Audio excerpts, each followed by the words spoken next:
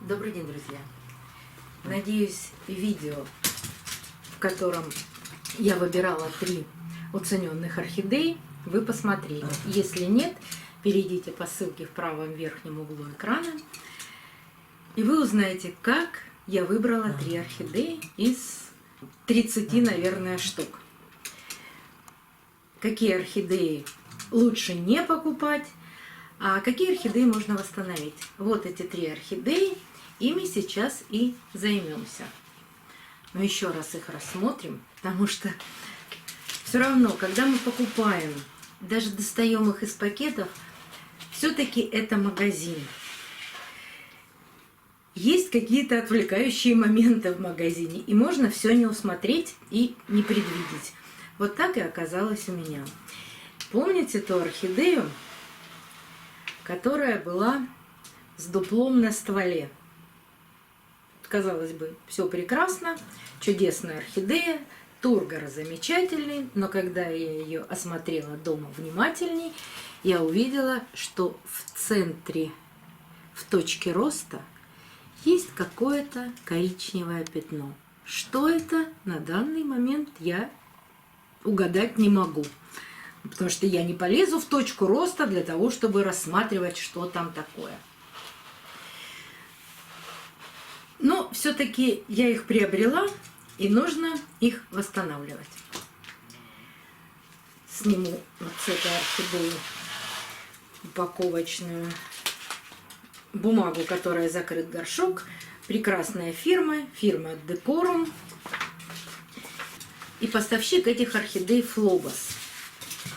Но, видимо, очень долго эта орхидея была в магазине. Корни есть. Корни неплохие. Цветонос, конечно, высох. А листики, мы называем это ушки спаниеля. То есть листики висят. Сразу хочу вам рассказать, что съемка проходит не на следующий день после покупки, а прошло почти 3 дня. Я снимаю упаковочные пакеты на следующий день. И листья орхидей я уже обработала. То есть сначала я протерла их зеленым мылом, как всегда. Ссылку на подробное это действие оставляю в правом верхнем углу экрана. Но я сделала не только это. Я еще через день опрыскала орхидеи препаратом Matrin Bio. Это биопрепарат, это понятно из названия, от клещей и других вредителей, в том числе и трипса. Сейчас просто какое-то нашествие трипсов, и мне многие пишут, что и с новыми орхидеями, а уж не говоря об уценках, можно принести домой трипса. Но так как я наблюдаю за орхидеями очень давно и покупаю их очень давно, я просто знаю, что когда-то пару лет, почти все орхидеи были с мучнистым червецом. Но какую не возьмешь, мучнистый червец. Это было лет 6-7 назад. Было даже такое, не уценка. Приношу чистую, идеальную орхидею, через 2 недели появляется мучнистый червец. И появляется в цветах. Нашествие мучнистого червеца, щитовки, клещей, все это как будто идут какие-то циклы. Вот сейчас цикл трипса. Сразу обработала Matrin Bio. Вот даже здесь видно, что я доставала флакончик, оставила здесь шприц, которым я набирала жидкость. Не буду вам показывать, как это делается. Нужно промочить полностью листья орхидеи со всех сторон, ствол.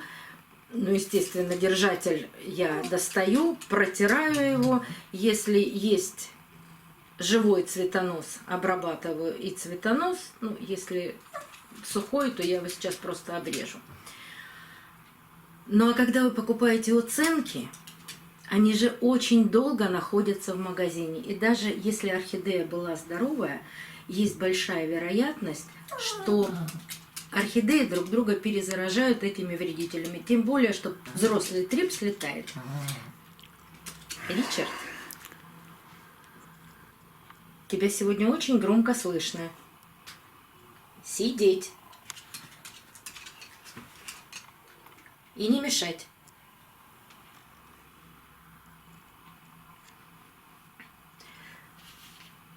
Обработка тоже сделана. А теперь мы разберемся с вами с корнями, с дуплом на орхидеи. И как такие орхидеи полить. Да, я не обрезала этот цветонос, потому что многие спрашивают, когда отрезать или обрезать цветонос? Когда же это делать? Неважно, будет это домашнее цветение или это покупное цветение. Цветонос я обрезаю. Замечательно, но я не взяла секатор. Пошла за секатором. Ты чего хулиганишь? Ты почему так громко себя ведешь? Ну,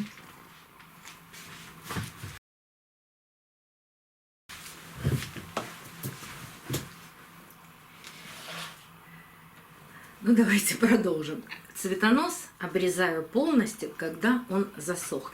То есть орхидея взяла все нужные питательные вещества из этого цветоноса, ну, для какого-то своего развития. Но видите, так как это орхидея, потерявшая тургор, видимо, она для этого засушила цветонос. И такой цветонос я отрезаю, ну, достаточно низко. Он полностью сухой. А вот цветоносы, которые остаются зелеными, можно отрезать до первой живой почки. Как мы определяем, что такое первая живая почка? Видите? Здесь был цветок. Открытая меристемная почка. Она была задействована. А вот следующая, закрытая. Выше этой закрытой почки и отрезается цветонос. Обязательно обрабатывайте цветонос или корицей, или перекисью водорода, или же засыпьте толченым углем, для того, чтобы не попала патогенная микрофлора. Я это обязательно сделаю. Ну и как раз на этой орхидее мы будем что-то делать. Я один раз уже приобрела такую орхидею, но я на тот момент не видела, что вот такое дупло есть у орхидеи. Но когда дома осмотрела орхидею внимательно, увидела его и обработала Максимом. Недавно мы с вами пересаживали эту орхидею Мальвина. Она прекрасно себя чувствует. Как только выпустит цветоносы, я вам ее покажу. И это дупло я даже определить не могла, где оно было, потому что оно просто заросло корнями. Точно так же поступлю и с этим дуплом. Господи ты, боже мой, какие сегодня звуки. Каплю неразбавленного Максима, ну, максимум 2. И тонкой кисточкой, у меня очень тонкая кисточка. Так, нельзя. Нельзя сюда.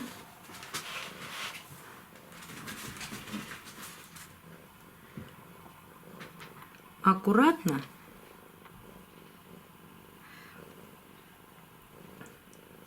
Вглубь.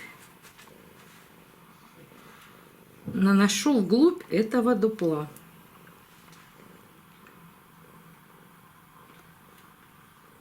Вот как можно глубже.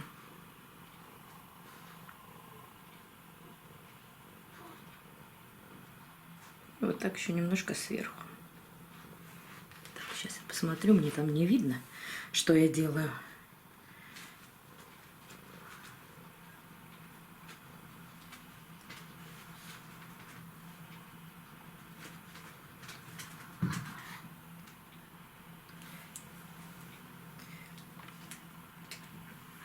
Все, больше ничего не делаю. Но так как Вот эта орхидея с какой-то непонятным темным пятном в точке роста, за ней буду внимательно наблюдать. Что здесь с корнями? Ну, грибочек, как мы и говорили, небольшое количество корней, живых. Грибочек какой? Грибочек вот живой. Мы даже когда покупали, его видели с вами. Это не грибковое заболевание. Это не грибковое заболевание, это гриб. Если бы их было там 50 штук в горшке, тогда, может быть, и нужно было разбирать орхидеи. Но из-за одного грибочка я и не буду разбирать. Я стараюсь этого вообще не делать после покупки, потому что орхидеи значительно лучше адаптируются, когда их не пересаживают сразу. Ну, росла же она в своем грунте и с торфяным стаканом. Пусть растет дальше. Ей сейчас нужно дать покой, полить, поставить в теплое, светлое место и просто за ней наблюдать. Так, это первая орхидея. Поливать я их буду все одинаково. Так, теперь вторая орхидея. Корни есть, но они очень тоненькие и сильно высохшие. Названий нет. Если у первой орхидеи не было сухих корней сверху, то у этой орхидеи есть листики сухие и сухие корешки. Ну, вот они, видно, что этот корень совершенно сухой. Вот такие корешки нужно обрезать. Из них ничего не получится. Они не восстановят тургор, они полностью высохли. Ждать нужно новых корней от таких толстеньких корешков вот в горшке.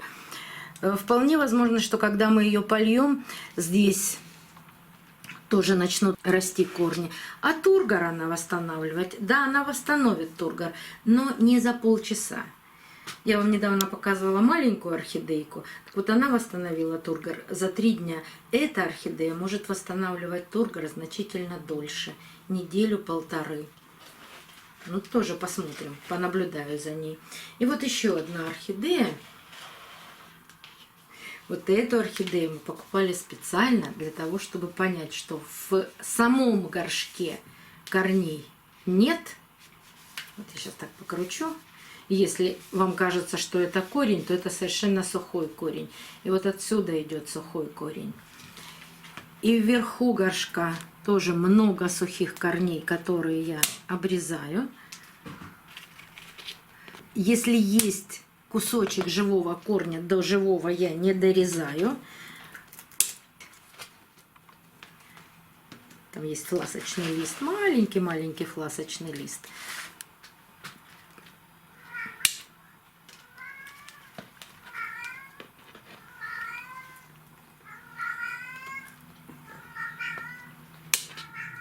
Юля. Много сегодня посторонних звуков.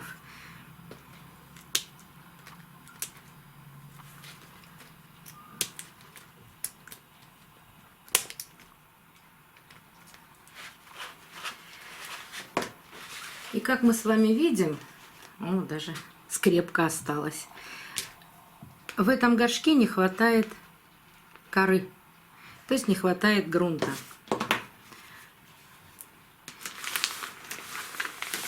Я насыплю новый грунт.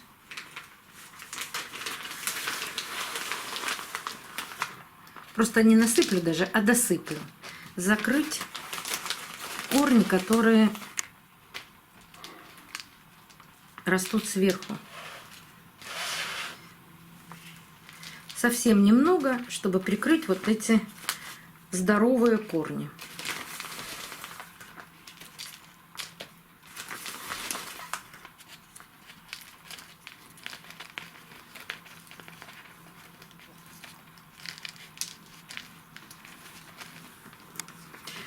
Вы знаете, 2 года назад мы делали такой же эксперимент, только я купила тогда 5 орхидей, и одна орхидея тоже была без корней, совсем без корней.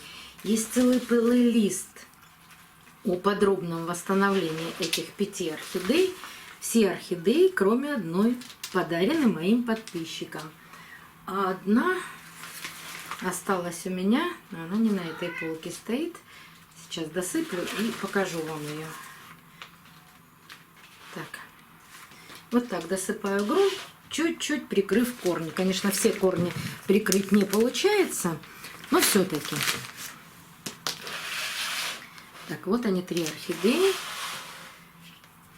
И покажу вам старую орхидею, которую я восстанавливала. Вот эта орхидея Савиум. Она в этом году цвела. Я вам показывала ее цветение.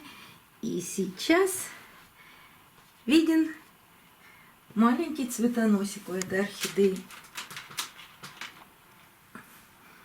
Сейчас я тебе покажу под листиком. Вот он. Видно?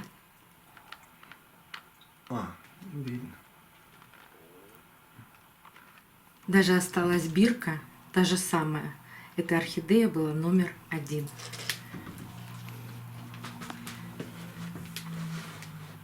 Совсем без корней, которые, да? И вот эта орхидея восстановлена. У нее не было вообще корней. Пройдите, посмотрите. Там был просто пучок гнилых корней. Вот сейчас будет второе цветение этой орхидеи. Я не буду ставить в эти орхидеи бирки, писать, что она первая, вторая, третья. Они отличаются друг от друга очень сильно. Так что мы с вами различим их. Еще раз покажу, как я поливаю такие орхидеи. Давайте начнем с той орхидеи, которая у нас больше всех замучена. По краю горшка.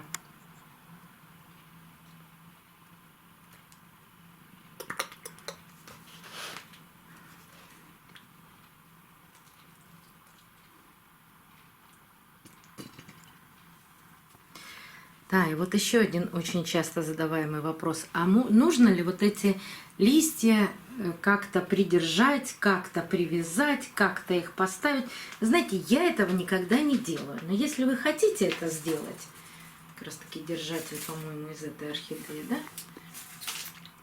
То можно сделать разными способами. Вернуть держатель для цветоноса.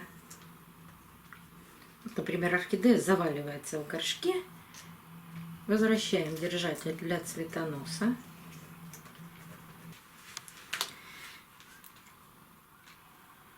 Берем резиночку для денег, надеваем на держатель.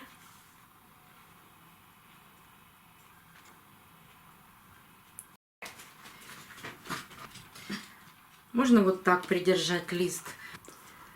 Можно взять резинку меньшего диаметра.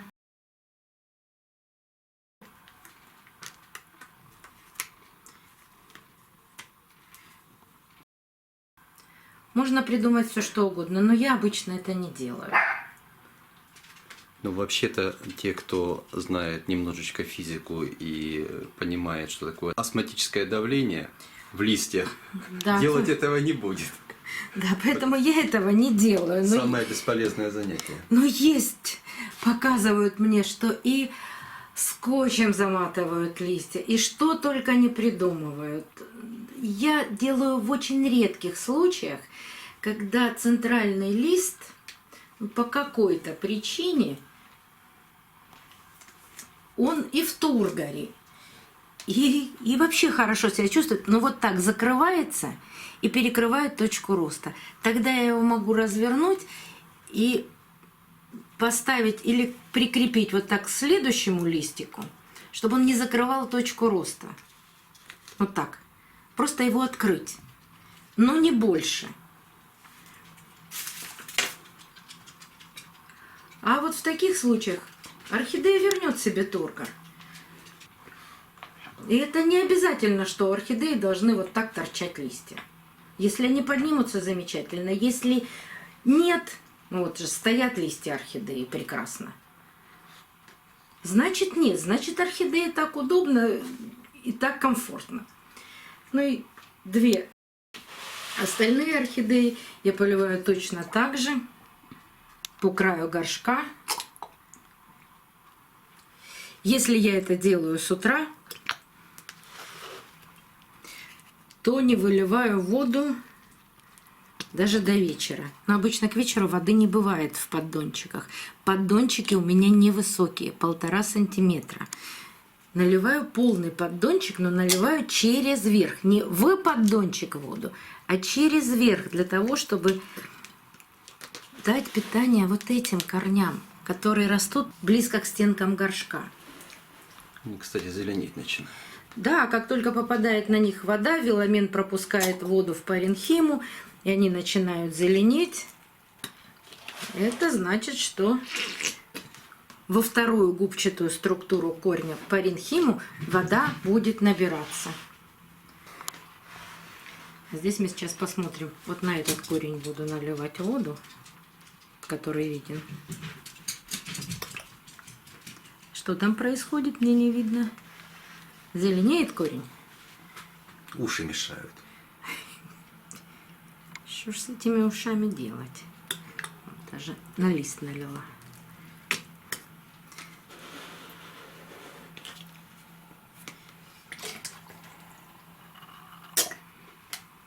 Ну, по крайней мере, смотрите, вот здесь сразу корни зеленеют.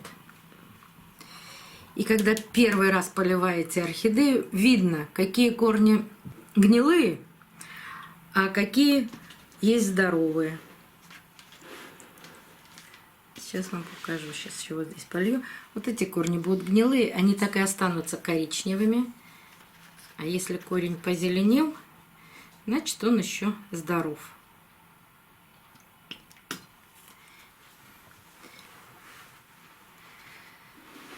Кора впитывает в себя влагу, а потом отдает корням. Но если вам хочется сделать это быстрее, из этого же поддончика забираем воду и поливаем еще раз, чтобы хорошо промочить корни. Можно так сделать несколько раз, а потом оставить эту воду. Но на ночь воду я не оставляю. Если вдруг кора не впитала эту воду, я ее просто вылью. Ну что, и будем с вами наблюдать за этими орхидеями. Восстановятся они или нет. Без применения антистрессовых препаратов. Только покой, свет, вода и тепло. Восстанавливаются так орхидеи? Восстанавливаются. Но понаблюдать всегда интересно. Ждем следующего видео. Раз в месяц я обязательно буду вам эти орхидеи показывать. Если что-то случится экстраординарное, то покажу и раньше. До новых встреч, друзья! Увидимся на канале. Усвоил? Молодец.